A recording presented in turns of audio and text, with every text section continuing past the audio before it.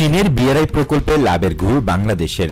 সম্প্রতি চীনের শীর্ষ অটোমোবাইল কোম্পানিগুলো বাংলাদেশে অটোমোবাইল শিল্পে বিনিয়োগে আগ্রহ দেখাচ্ছে, যাদের মধ্যে রয়েছে চীনা Shanghai automatic industry company limited. এটি মূলত চীন সরকার কর্তৃক শতভাগ নিয়ন্ত্রিত। একই সাথে অপর একটি চীনা প্রতিষ্ঠান সিটিক কর্পোরেশন বাংলাদেশে কৃষি পণ্য এবং জলজ বিনিয়োগের উৎসাহ দেখাচ্ছে।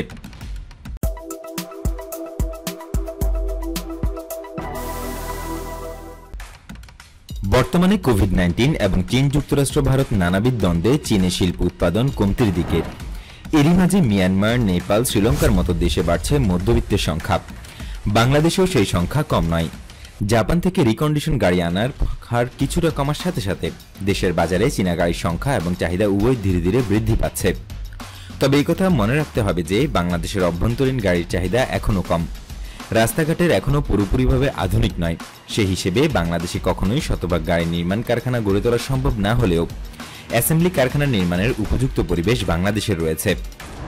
আপাতত সিটিক চায় দেশীয় কোনো কারখানার সাথে জয়েন্ট ভেঞ্চারে গাড়ির সংযোজন এবং দরকারে তা পুনরপ্তানির সুযোগ গ্রহণ করতে। এছাড়া বিভিন্ন কারণে চীনের শ্রমিকদের খরচ বেড়ে যাওয়ায় বাংলাদেশের সস্তা শ্রমের সুবিধা নিতে চায় প্রতিষ্ঠানটি। বিশ্বখ্যাত ফরচুন ম্যাগাজিন 2019 সালের জরিপে এই অটোমোবাইল কোম্পানিটি বিশ্বের সেরা ব্র্যান্ডগুলোর মধ্যে র্যাঙ্কিংয়ে 39তম স্থান পেয়েছে। ইউরোপের বিশ্বখ্যাত গাড়ি নির্মাতা প্রতিষ্ঠান ভক্সওয়াগন ও মার্কিন কোম্পানি জেনারেল মোটরসের সঙ্গেও যৌথ বিনিয়োগ রয়েছে এই প্রতিষ্ঠানটির।